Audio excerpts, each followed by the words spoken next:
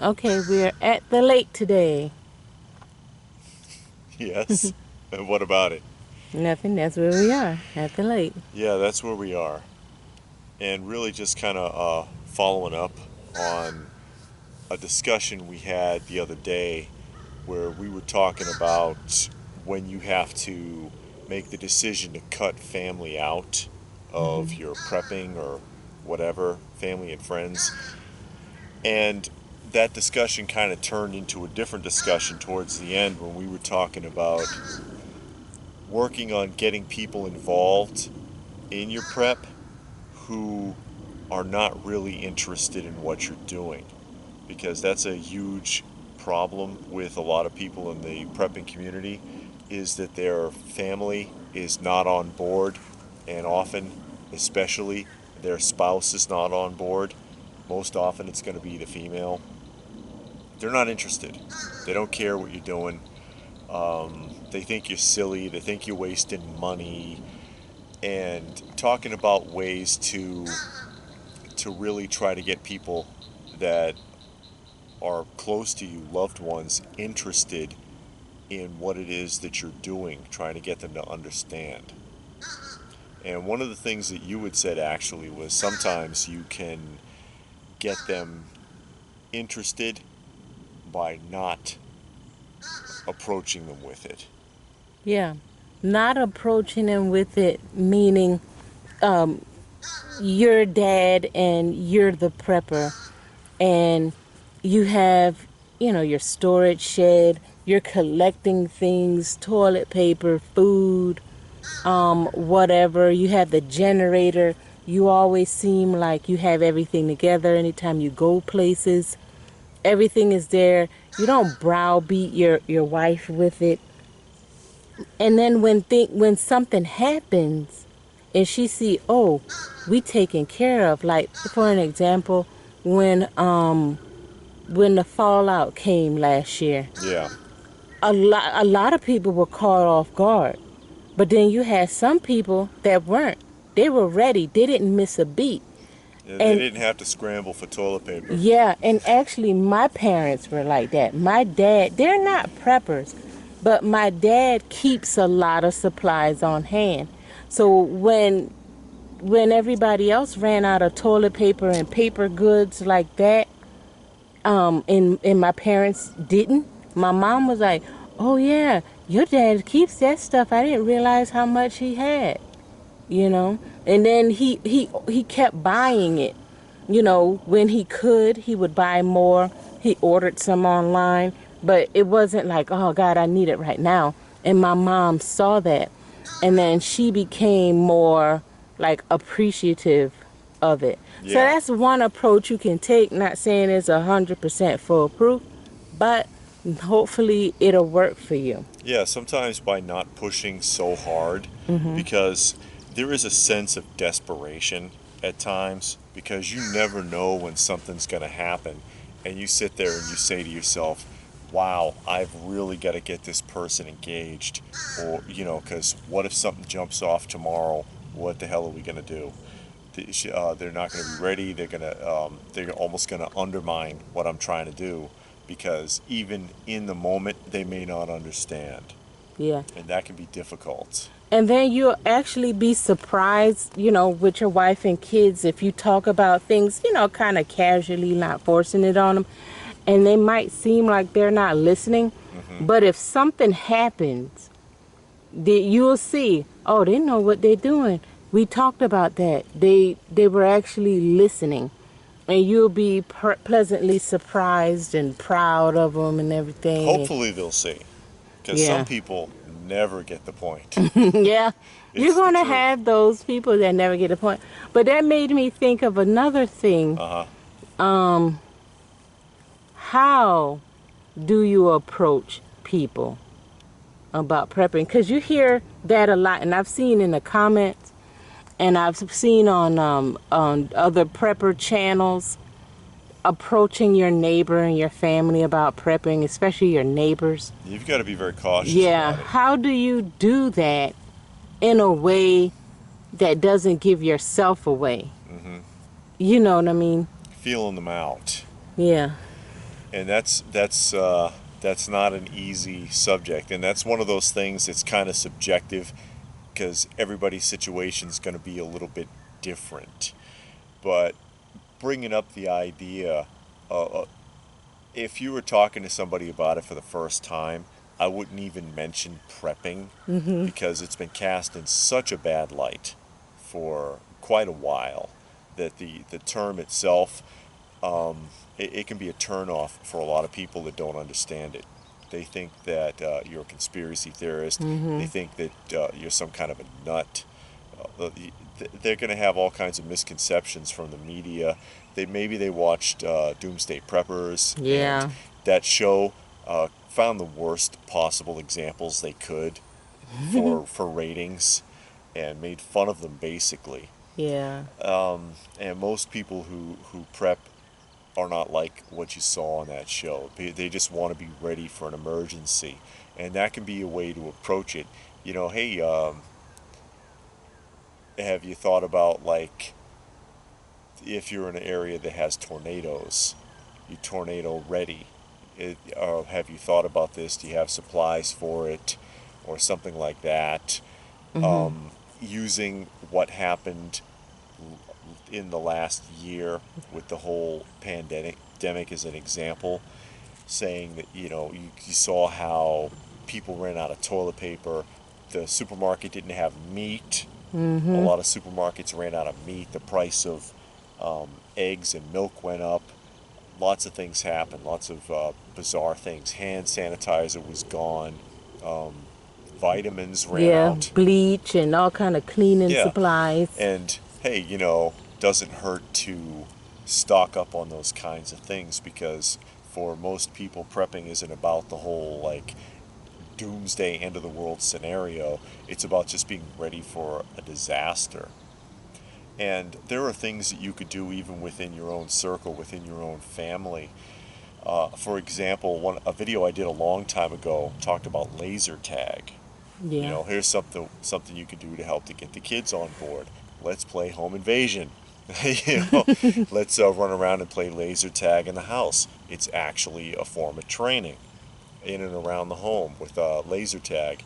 Hell, running around at a local park with some squirt guns with the little ones could be a form of training to open the door for the idea for these kids. Things like that. Running basic drills just to get them ready. Oh, fire drill, tornado drill. A lot of places of business are required to do that sort of thing, but hardly anyone does it at home. Yeah. And that's a good way to kind of plant that seed also with family members. Hey, it's only once a month. Come on, guys. Let's see if we can do this, because if there was a fire, if there was an emergency, if there was a flood, what would we do? And always, if you have loved ones in your home, family members, whether they're on board or not, you have to keep them in mind with your prep. Everybody who's in your family group, even if they think you're crazy, do you have a bag for them? Did you plan for them with the food and everything else? Because it could come a time where if something does jump off, hopefully they'll fall in line and they'll realize, okay, dad was right or mom was right or whatever. What's really tough is when you're the kid. And I've had that comment a few times where it's a teenager who's into the prepping and the parents think they're nuts. And in that scenario, that's a lot harder, because people tend to not take young people too seriously in most things, let alone something as serious as that. And they may be on their own. Yeah. They may really be on their own, and that's unfortunate. And the part that'll make it sad for that teenager, they still living with mom and dad. Yeah. And when stuff go down, they're gonna have to carry the family. They're gonna have to tell mom and dad what to do, and they're gonna have, and prayerfully, mom and dad falls in line and listen, like, hey, this kid really knows Junior was right. what they're talking about. But you can't be arrogant and snobby with it too, and that hurts a lot of teenage. Well, it hurts a lot of people. Period. I'm not Yeah. gonna just say 'Cause teenager, but teenagers. we were young too, and Yeah. even we thought we were indestructible and knew everything. And most people hopefully eventually grow out of that concept and get a little bit more realistic. But that's a hard subject to grasp for younger people that haven't lived long enough to consider that. Also, training exercises for camping. You Yeah. plan on a camping trip, and hey, let's make a fire. Hey, let's go fishing. Let's clean and cook the fish. Let's look for edible plants. It can all be turned into a game, Yeah. especially with the kids. Even if your spouse won't get on board, at least you can reach the younger ones that way. And the spouse might go camping. Yeah, they might. Yeah, and then you use that, but hey, we're gonna go on a camping trip this weekend or for a week or whatever. Even if they say, well, I'm not gonna sleep outside. Okay, I'm gonna rent us a cabin. Yeah, We're gonna go stay in that cabin. and wean them off. Yeah. Each time, take one of those little luxuries away Yeah. so that they get more accustomed Yeah. to, they let them ease into it. And that's a hard pill to swallow sometimes, because there's always that sense of urgency, because you never know when something's going to happen. It's hard. That's what puts a lot of people into burnout mode in prepping, where they'll look at a lot of videos and somebody's got like 50 guns, and they Yeah. have like about 12 years worth of 30-year food or something, and you're like, oh my God, how am I going to catch up? Don't catch Don't up. worry about it. Yeah, you do what you can do in the moment. And again, remember that you are your own best prep. So the training is a lot more important. Your training, your experience, your overall health and condition is a lot more important than all the stuff that you can gather.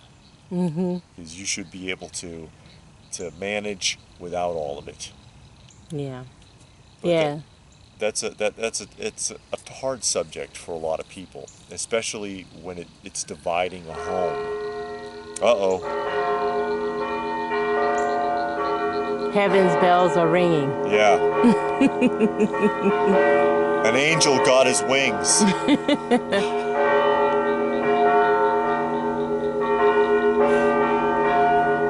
That doesn't sound like a digital bell.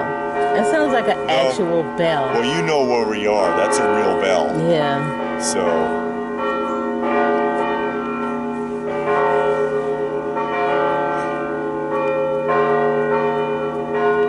bear with us for a moment. Yeah, we're trying to let the bells ring so Yeah. you could hear us fine.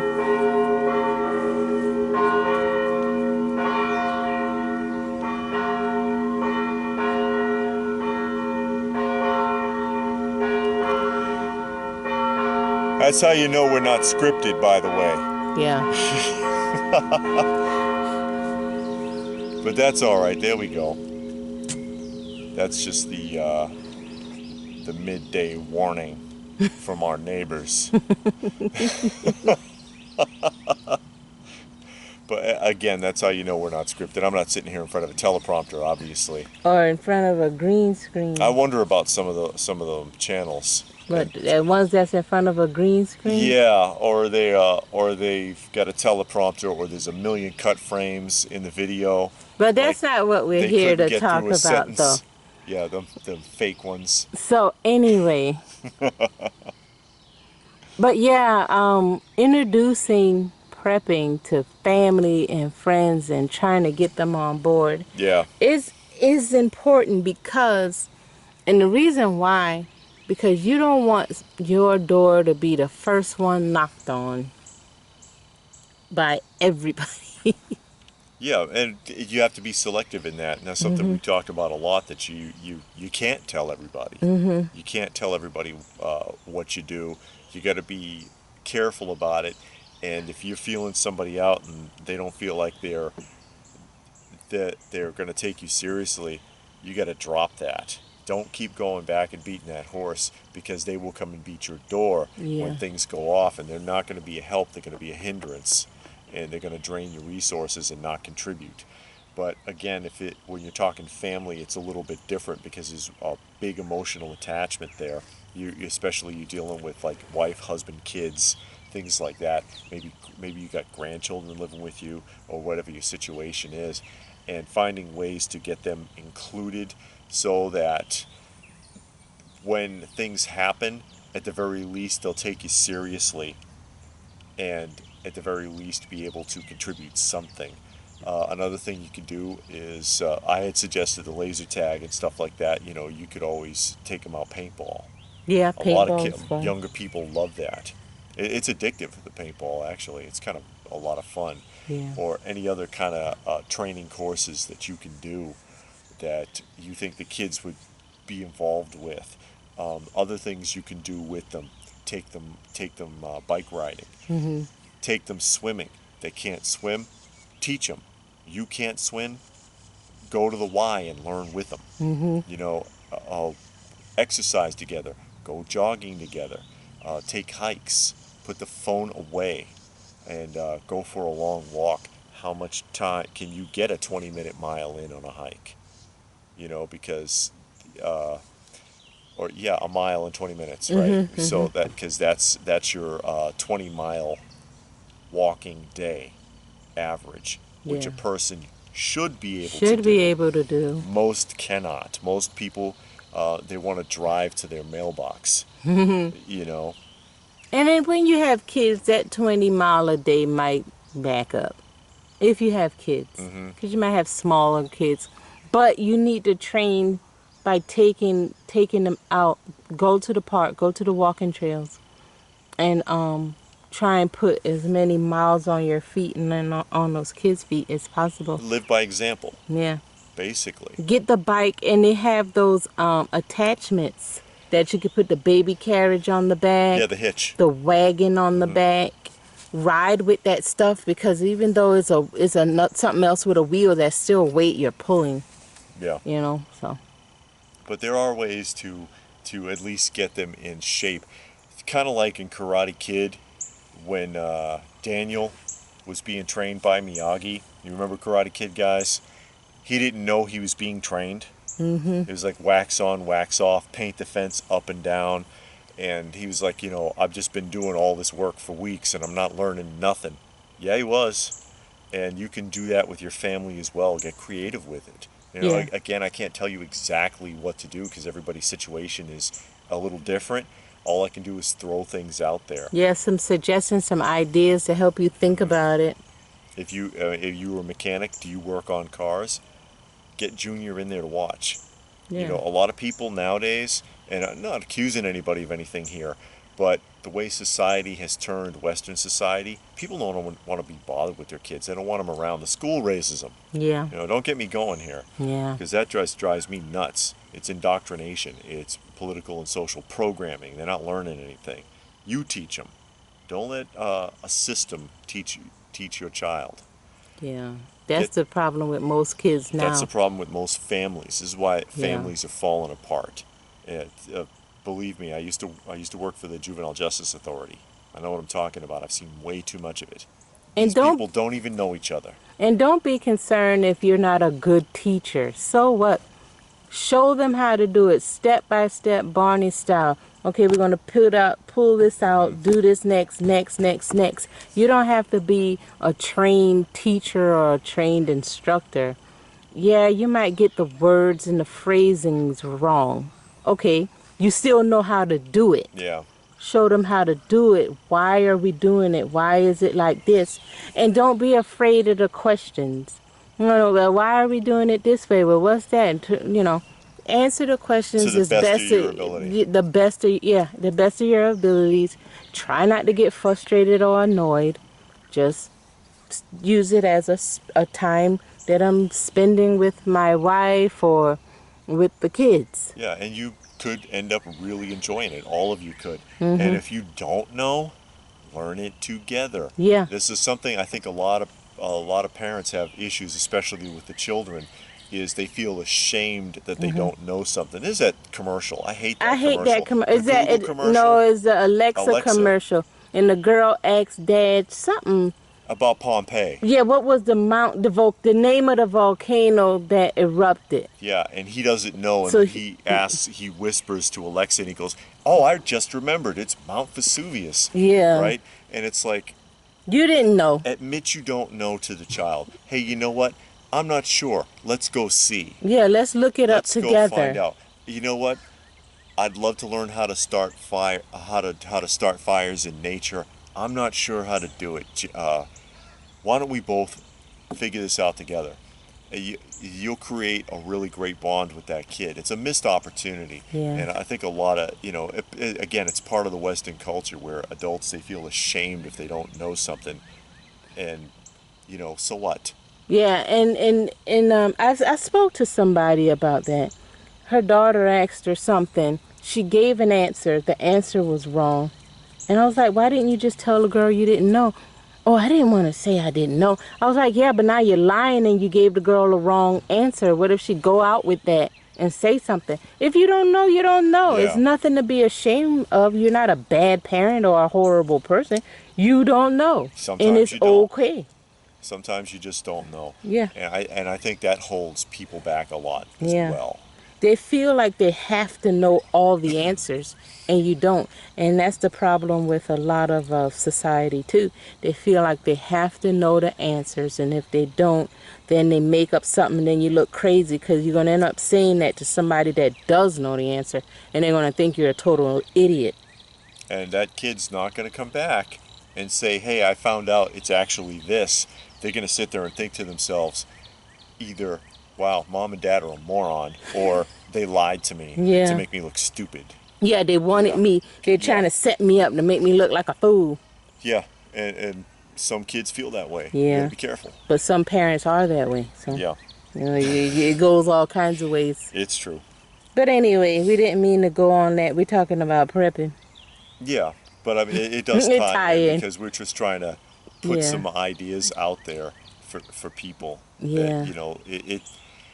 you can find ways to get them included, make them feel included, and at least if you can sneak that training in, then if something does jump off, you know, maybe they'll jump too, and they'll be like, okay, you know what, dad was right or mom was right, and then it's like, okay, at least I know how to do this now, and then you can work together.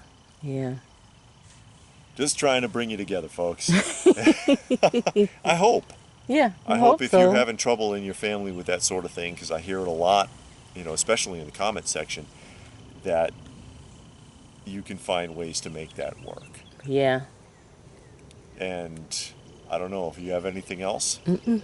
Well, hey guys, if you got something out of that, please do give the video a thumbs up. Easiest way to show your appreciation. Share it if you can. Subscribe if you knew all that. If you wanted to help the channel out, there were links for that down below. Every little bit helps, and we're sure to appreciate it.